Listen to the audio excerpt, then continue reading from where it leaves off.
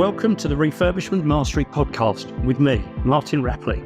If you're a property investor who is worried about paying too much for your next property, concerned that you don't know how to manage a refurb, or scared that you will be ripped off by a builder, then this is for you.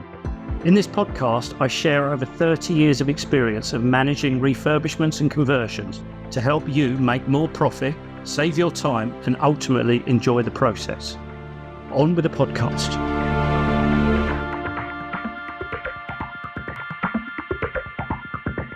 Welcome back to this week's episode, in which I'm going to be talking to you about the process of paying your builders, which I'm sure you're well aware is, such a fundamental element of managing projects. Because, of course, if you don't pay your builders, they don't come and do any work for you. And ultimately, a lot of builders actually assess the quality of their clients by the speed and ease of getting paid. And if you do look after your contractors and you do pay them in accordance with whatever you agree with them, then they will definitely be happy to carry on working with you. The key thing to say about payments is there are no set terms. There's no laws that say how you make payments to your builders. There's obviously laws that say you have to pay your builders for work they've carried out, but there's no set terms. I'm going to take you through some typical terms that are used within construction, so that you understand and you can work out what's right for you. But the first thing to say is there are no set terms.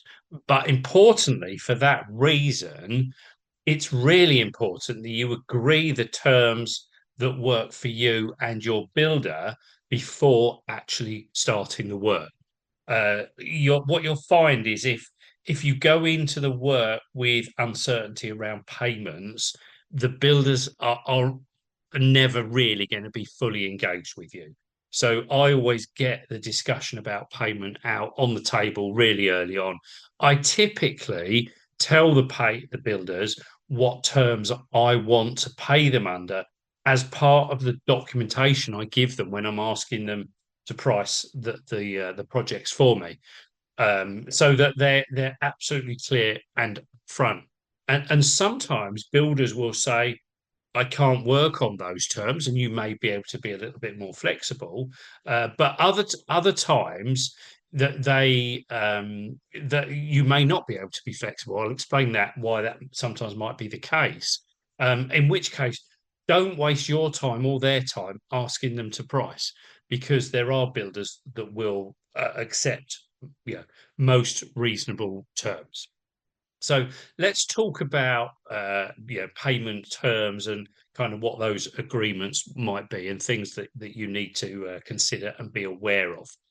Whenever we're talking about paying contractors, in reality, there are two elements that we need to consider. The first element is how frequently are we actually going to agree with them how much we're going to pay? So that's the first thing. And then the second thing is, after we've agreed with them how much we're going to pay, how long have we actually got to make that payment? Because clearly, you're not going to agree with them how much you're going to pay at 10 o'clock in the morning and then write the check out or make the payment there and then. So we have to agree two things with the builders. How frequently are we going to agree payments? And then after we've agreed that payment amount, how quickly are the funds actually going to hit the builder's bank? Now, if we start at the top of the tree, because this is often where I tend to start with most considerations like this, the first thing I would say is what is written in or recommended under the JCT forms of contracts. They're the Joint Contract Tribunal forms of contract. And I have to say the JCT forms of contracts are actually way more flexible than they used to be. Back in the day, they were reasonably hard and fast, but nowadays you can be a lot more flexible. So I look at what were the terms that I was frequently employed under, and what would larger contractors be employed under, that are doing larger projects. And let's not get hung up by the sizes. Effectively, what I'm saying to you here is on the bigger projects, the standard valuation cycle is written as either every 28 days or every month. Now, they're very, very similar, of course, very, very, very similar. So 4 weeks or monthly. I personally prefer 4 weekly because that means that we can set them all up on weekdays. Whereas if we start going monthly, as you're aware, that those some of those key dates then trip across weekends, and it just can get a little bit complicated. So I personally used to and still do prefer 28-day valuation. So we value the work every 28 days or could be monthly. These are on bigger, more complex projects. So this is where I'm starting with. I'll explain what might be more suitable for your projects in due course. And on those same projects, typically the terms written in are that after that payment amount, that value has been agreed, payment will be made within 14 days. So every so from when the project first starts, the builder does 28 days of work and then they get payment 14 days after. So you can understand from that that it could be up to 6 weeks before the builder gets any funds for any work they've done, which massively reduces the risk on your part, but massively adds risk to the builder to a certain extent, but significantly they have to cash flow 6 weeks worth of work. And clearly you can understand that's not going to work for small builders running around in white vans. So this is why I started at the top end. So when I was working in construction as a project manager, as a surveyor, most of the times those were the terms that we were working on. We were working on bigger projects. We had the cash flow, we had the backing behind us. Most of the projects we worked on were under the JCT forms of contract. And so we were used to 28-day or monthly valuations and payment 14 days thereafter. In fact, some of our projects, particularly if we worked for government bodies, and I think the government bodies have improved a lot now, but we used to get paid 28 days thereafter. I used to do a lot of work in hospitals, and the NHS and associated bodies would pay 28 days after we agreed our valuation. And what that meant for us is because that hindered our cash flow, what it actually meant is we wouldn't take on more than one project for the NHS at any one time. But of course, we were a much bigger company, so we could pick and choose to a certain extent, and we could balance things out across different kind of client types. If you're speaking and working with a lot of smaller builders, they're pretty much going one or two projects at a time, so they're not going to be able to do that. And clearly, for the kinds of projects we're talking about, those are very, very onerous terms. Now, before I go on to improved terms, let me just point out something to you, which some of you may well be well aware of, but some of you may not have considered at all. And this is that if you are financing your project using commercial finance, so not joint venture finance or money that you've already got from private investors or anything, but if you're going to a commercial entity, and you've gone through normally gone through a broker to get to these commercial entities, they generally expect the valuations to be done on a 28-day or monthly cycle, and they generally commit to releasing and paying the funds to the builder, or perhaps via you to the builder, depending on the setup. They will generally commit to 14 days. So the commercial projects, the bigger projects, the projects where you're getting external finance, you may not have any option but to agree with builders or engage builders that are happy to work on 28-day valuations and payment 14 days thereafter. Now, in reality, a lot of, in my experience, and I can only give you my experience here, a lot of those lenders will actually improve on the 14 days. Perhaps not for the first valuation. There's a little bit more work to be done the first time round, but in due course, they will improve. And you may get that down. I doubt you'll get it down to 7, but you may get it down to 8 or 9, which is obviously good, and you can obviously speed that through to the builder a little bit quicker. So this is why it's really important to understand and often tell the builder in advance what terms you're working on. Because if you're working with a lender and that is their terms, then you need to engage builders that are happy with those terms. And clearly, some builders are not going to be happy with 28 days, and they're waiting another 14 days for their money. But as I said, when I was in construction working with contractors, that was normal. So there are contractors out there that will be happy with it. What you need to be aware of is they are not going to be your cheap small builders that run around in white vans. So it needs to some extent be reflected back in your costings of the project, that you're going to have to work with bigger companies.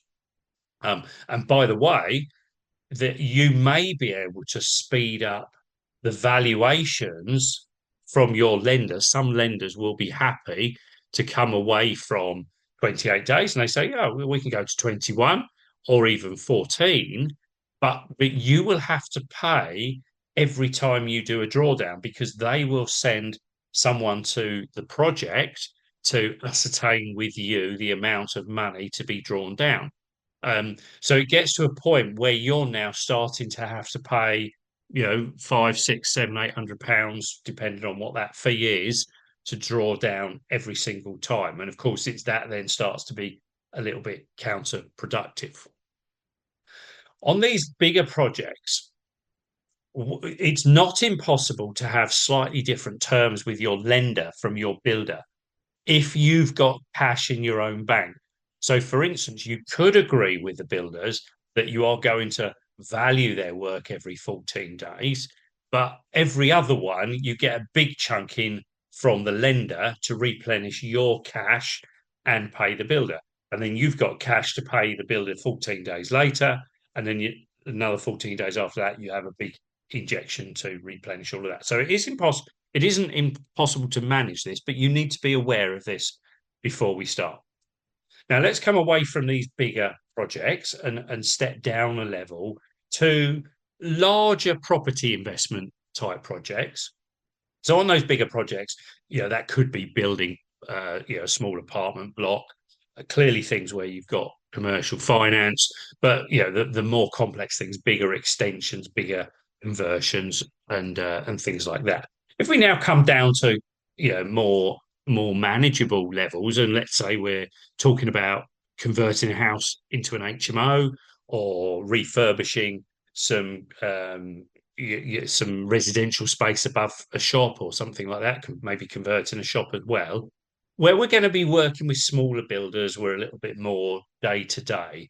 The most common arrangements I see there, and most of the time this is what I recommend as well, is that we value the works every 14 days and we make payment within 7 days. So now you can see from the beginning of the project, we do 14 days worth of work, or the builder does 14 days of work, and within 7 days, so within 3 weeks, they've now got their money. So this is half the time of the standard JCT form of contract.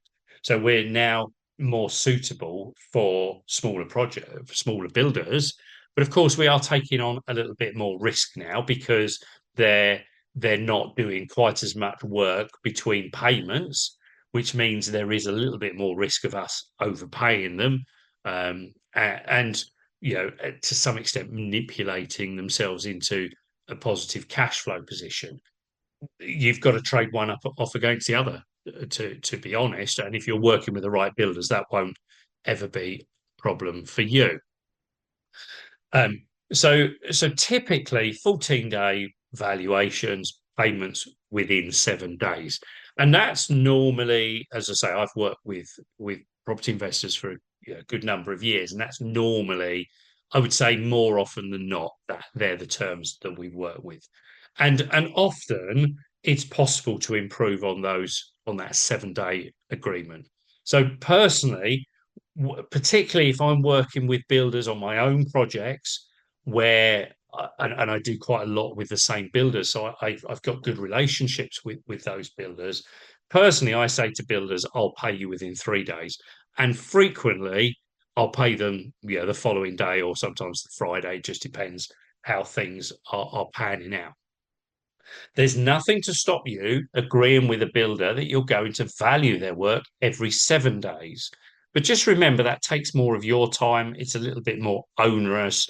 And if builders are really worried and to a point where they feel they need money within 7 days, because of course, once you value every 7 days, you're almost obliged to pay within about 24 hours.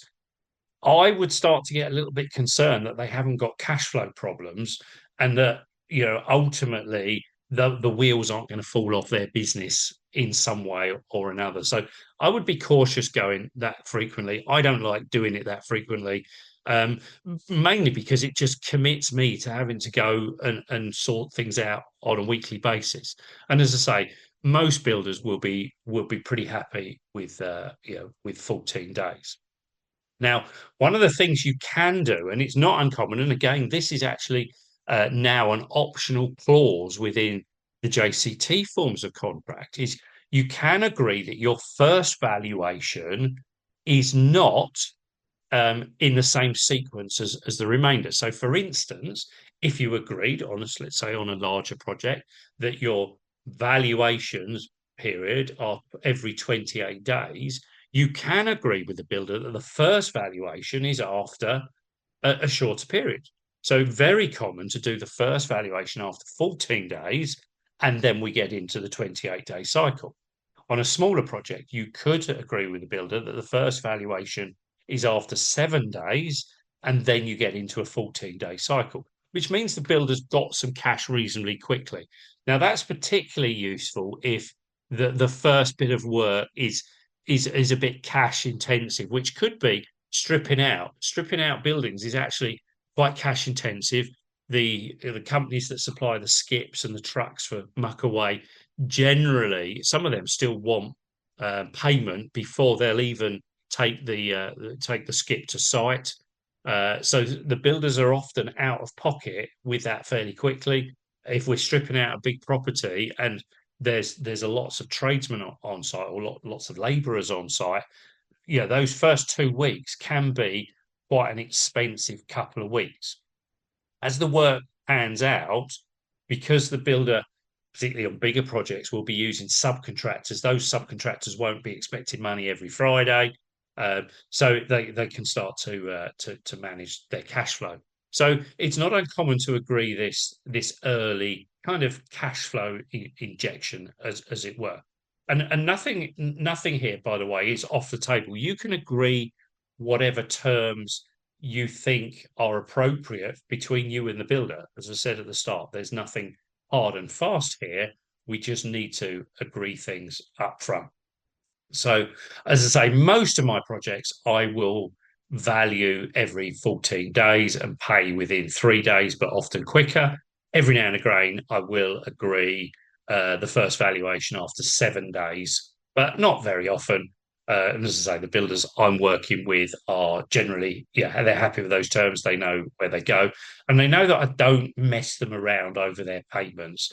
And because of that, they are a little bit more flexible. So if you go on holiday, you can have a conversation with them and just agree what the mechanism is when you go on holiday. And it might be that you agree that when you're on holiday, you're just not going to, you're going to take them on trust for the work they've done, and they're going to send you some photos and you make the payment. If you've got that relationship with a builder, that's really, really easy. Or they might say, oh, well, if you're going on holiday, come down on Monday when you're back and we'll sort it all out then. I don't mind that I'm going to be a few days late. So this is all about building relationships with your builders. Now, if you are working under a JCT form of contract, you haven't really got that flexibility. The one thing about the JCT forms of contracts is, although they've been put together by the construction bodies and they've been around since the 1950s, they are, in my view, slightly weighted. They're not 50-50 between employer and builder. I think they're slightly weighted more towards the builder. And that is principally because the payment terms slightly favour the builder, insofar as if you do not pay your builder under the terms of the contract, then they can actually remove their resources from site instantly. So if you agree that the terms are you're going to value every 20 days and you're going to pay within 14 days and you haven't paid on day 15, they can remove all of their resources from site and they can start charging you loss of profit, loss of momentum, and holding costs for the fact that they might have tradesmen that can't work on other projects. They may have infrastructure on site. Perhaps they've got a temporary toilet on site that's on hire, and they can start charging you for that. So it's really, really important if you're working under the JCT forms of contract that you don't mess around with the payment terms at all. Now, if you're working under the JCT forms, you are going to have a contract administrator, and the contract administrator that you engage will help you understand these requirements.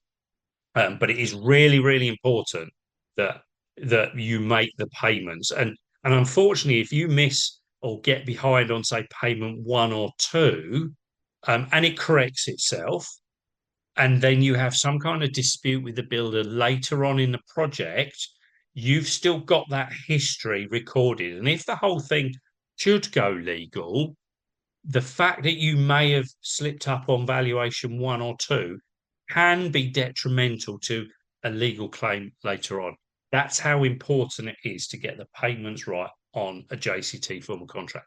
And of course, as I said, for a JCT form of contract, you will be engaging a contract administrator. So that contract administrator will help you manage and understand that arrangement. And by the way, if you ever need a contract administrator for your projects, then you're welcome to get in touch with me. That is a service I can provide for you, and we'll obviously talk through the whole contract so that you understand exactly what you're committing to. So these are payment terms. There's other elements relating to payments. I know some of you are probably thinking, well, what about when builders want deposits? I'll cover that in another podcast because there's another whole load of topic and content there. And I'll also cover off in another podcast the mechanism for working out how much we're actually going to pay our builders. In summary, we don't want to be paying our builders more than the work than they've actually carried out, and there is a whole process associated with that. As I say, I'll explain another time. The real summary is there are no real set terms for paying builders. You can agree whatever you are happy with between you and your builder. But the real important thing is that you must agree these terms with the builder before they start working. Because any builder that's not clear how they're going to be paid, if you leave it vague, any builder that isn't clear how they're going to be paid is immediately going to be distrusting of you. So I like to get payment out on the table nice and early. And as I said at the start, that's why I put it into the tender pack, the information that I send out to my builders when I'm first engaging with them and asking them to give me a price. So I hope that clears that element up for you. I'm sure, as I said, there's other questions that will come from it. I'll cover those off in other podcasts. So I look forward to talking to you further about topics like this. Thanks for listening to this podcast. Please do like, share, and leave a comment where you can. If you need any guidance or advice with anything to do with your refurbishments or conversions, then don't hesitate to reach out. You can book a free call with me by clicking on the link at the top of my website, refurbishmentmastery.com. There's other ways you can contact me in the show notes as well. I look forward to speaking to you again soon.